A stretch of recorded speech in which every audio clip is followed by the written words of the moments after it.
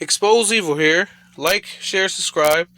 I just put a few clips together really quickly to show, the links between mind control, multiple personality disorder, aka dissociative identity disorder, and serial killers. People in this day and age are brainwashed and programmed like a computer at being nothing more than puppets.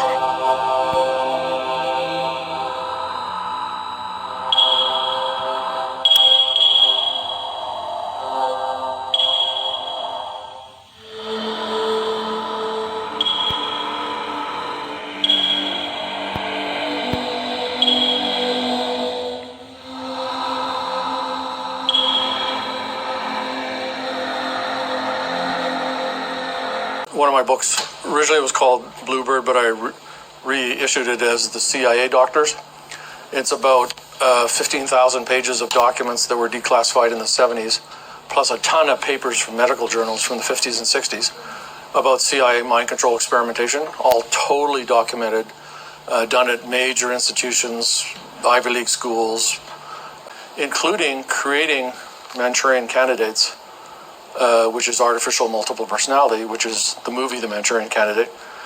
This is fact, not fiction, described extensively in documents. That if you take somebody... China, China, China. This other blockbuster story rocking Capitol Hill, a Democratic member of Congress, possibly compromised by a Chinese spy, a woman.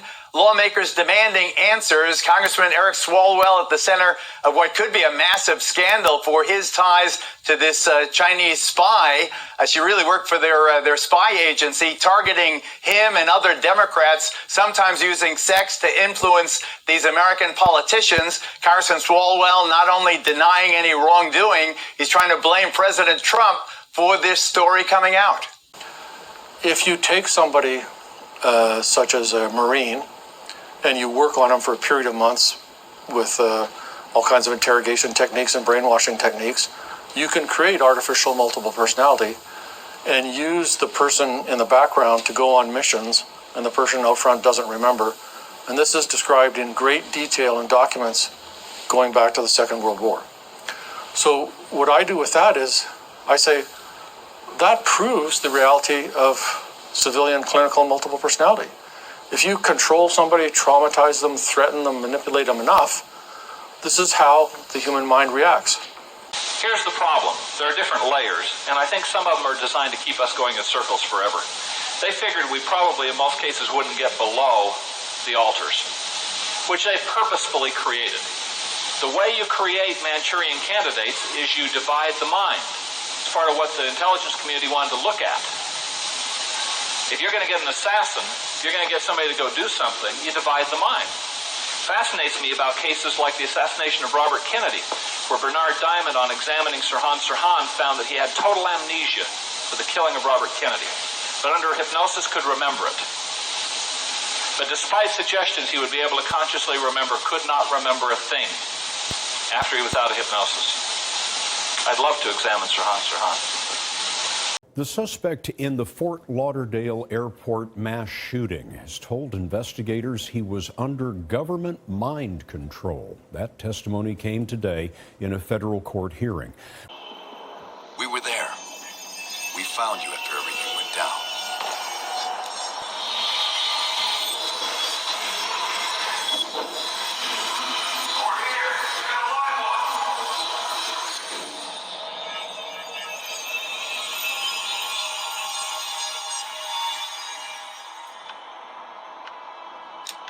The CIA reinvented you, Bell. We needed to give you a new identity to replace the old. In the end, no specific background really stuck with you. You resisted everything we tried, so we just kept it a mystery. And we were able to utilize your language and cryptography skills as an added bonus. The bigger challenge was your memory. You were put through the CIA's MK Ultra program, Bell. They gave you new memories, things constructed out of Adlers. It's fucked up.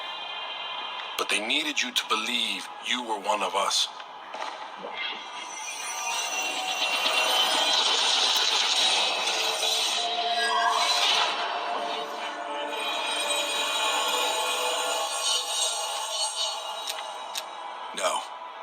yourself lucky. You've only had those memories for a few months. Me? I've been living with them for over a decade. Are your hands clean, Belle? Interrogation didn't work with you, but thanks to MK Ultra's research, we had a backup plan. If you believed you were someone else, we could lead you to a place where you'd give everything up. I don't think so. You're still holding back on us, and we are gonna get it out of you. And then in November, Elaine, he went into that federal facility in Anchorage, which, by the way, is very routine. A lot of people will go to an FBI office with a tip or information.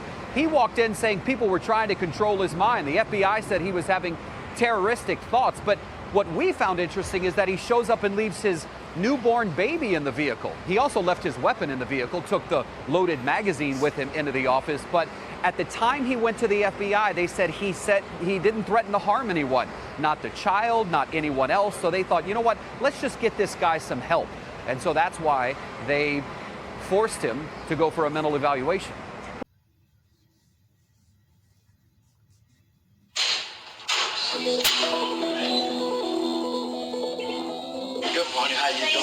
When we returned to prison for our final interview with Wayne Williams, we had one question he was not expecting. What Wayne had written about being recruited for espionage training as a teenager.